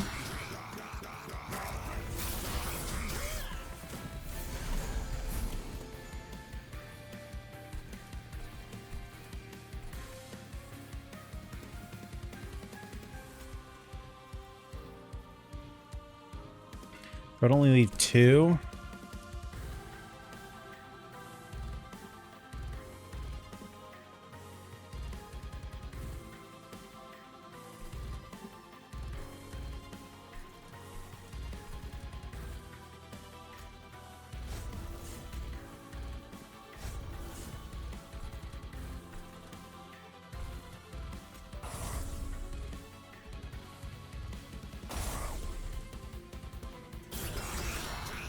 Okay, so we got the melee weakness off.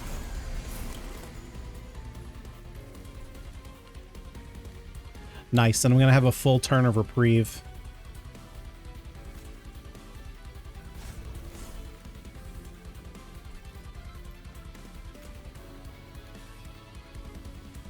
Oh, I'm an idiot. I thought this would only hit the first unit.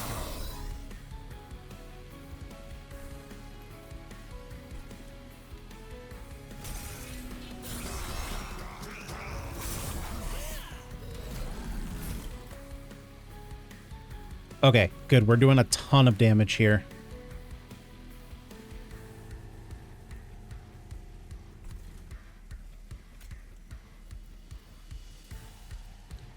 So let's gain a bunch of armor here, because we can gain way more armor from here.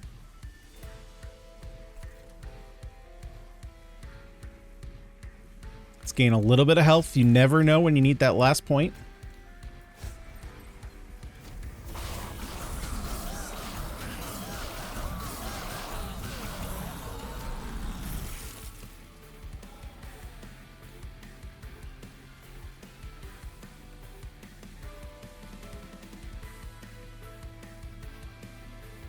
Let me think here.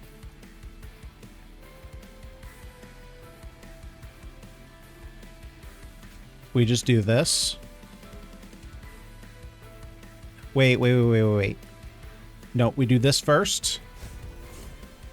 Yeah. So again, because there's an X here, I'm not going to do anything else, but my thought was that I was going to then bring Bone Dog to the front. Bone Dog could then soak up one hit, because Dante's our heaviest hitter, right? My initial thought was, because he has more armor, I should put him out front, but putting Fell out front, for one, he's going to take 2 hits, which is then going to apply Valor 5 here, which is going to give Dante a bunch of extra damage to then hit a million extra times. So yeah, Dante's hitting for 128 every hit. Nice. Nice, nice, nice. We got there. And of course, we don't have the DLC, so there's no secret 4th boss. Unless... Okay, no, I was gonna say, did they just put one in there? Oh, the Pyreborn's like a dragon class? Cool. Well, actually, our support spells, oh, well, actually, the, now that I'm thinking about it, Eagle Heart, advanced transfer, all Valor on this floor. So Valor was, this faction's, class. The other one, so the reason why, some of the spells weren't exactly what we needed, right? So basically, you get 4 spells, or I think you get like 6 spells. I think you get 6 from your main class, from your main faction, and 4 from the other. So the spell that was dealing 1 damage and then applying Pyrogel comes from this clan. That was like their support spell. You would get a different spell, I believe, if they were swapped. Which, spoiler alert, we're doing another video where they're swapped. Extinguish. What is extinguish? Why can't, here we go. Triggers on death. Okay, so yeah, this might be more of like a self-sacrifice class. Which kind of like the Umbra were, or actually more like Imps were in the first game. I'm curious to see if some of the factions come back.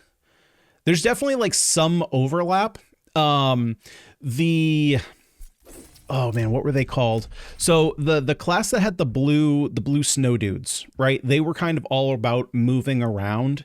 They had a lot of the positional cards. So this is kind of like not a reskin, but kind of like a redo of that. And this definitely seems more like the I forget what they're called, but the devil people, right? The Hellhorned, is that what they're called? It's kind of like a redo of that. Full game has many additional features, more cards, more clans. Yeah, this definitely looks like Umbra, but it's definitely not. So it does look like maybe all the clans are new. I don't recognize these symbols. Higher difficulty levels. So the difficulty of Monster Train works in Ascensions, just like in Slay the Spire. So the more times you beat it, the more difficulties you're going to get, and then you can kind of just keep going up. Daily challenges, logbook features, new events, endless mode, which is this I read. Before, this is a new feature, which I know that a lot of people that I've read about are really happy about this. One of the things with the first Monster Train was that what would end up happening a lot of the times is the point in which you would become busted was like right at the end of the game. And it's always you always want to get like busted, and rather having just like one match, you want to have like 2, right? To really enjoy being busted. And so then the DLC came out, which gave you a secret 4th boss that like really tested your mettle to see if you had a busted build. And then there were some people who even broke that. So having an endless mode would be pretty cool. Dimensional challenges. So challenges, again, if you haven't played Monster Train before, challenges are basically custom runs with custom starting faction choices. So like the game will say, you have to pick this is your primary, this is your secondary, here are your starting trinkets, go. And then there'll be kind of like a leaderboard so you can compete against other players. It's kind of the same thing with the daily challenge. 10 Pyre Hearts. This might be new. I don't recall this being a thing. And actually looking at it now, so this definitely looks like the Awoken from the first game, but if that is the case, and they're going to be like, I'm not sure if these might just be skins. I would almost assume there's going to be 5 Pyre Hearts from the first game. And then, because this is definitely new. This is what the Pyre Heart kind of always looked like. Similar, right? Kind of like the generic looking. Full story and Battle the Titans. So this might be new. Because I'm assuming this isn't like final boss. So maybe this is something else. Maybe they're going to take if you could call the final boss from the DLC a quote unquote Titan, maybe that's what it is.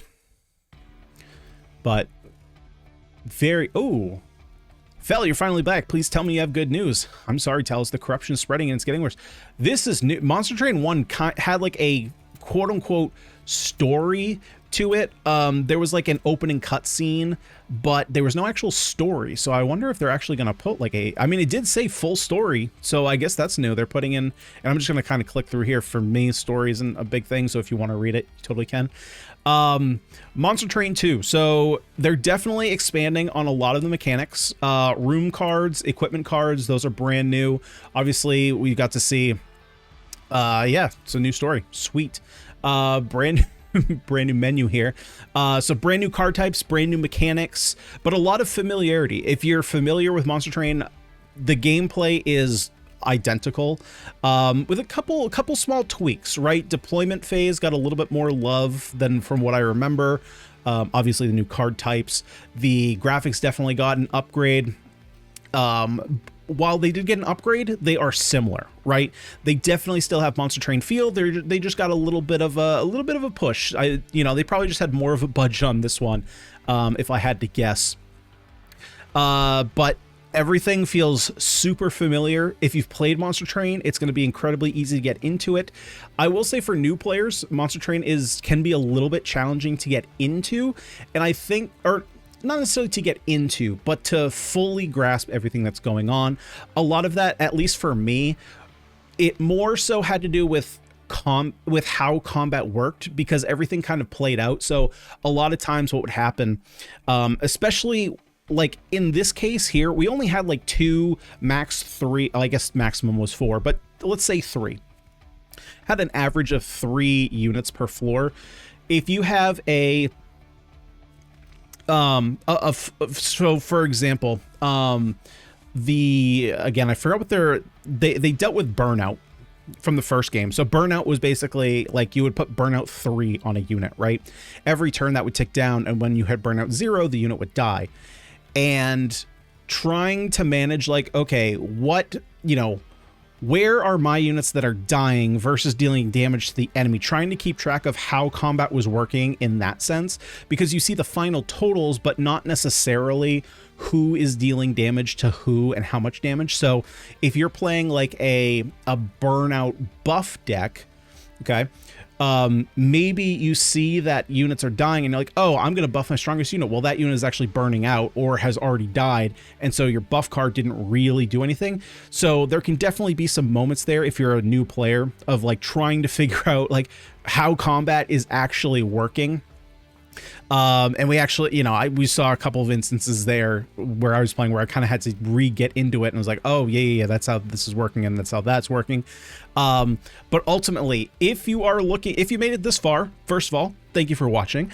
But if you're someone who's new to Monster Train, highly, highly recommend checking it out. For me, it's one of my favorite deck builders, so I am, of course, going to be a little bit biased. But I think in general, if you ask people, what are the top 5, top 6 deck builders, roguelike deck builders out there, Monster Train is usually in that list.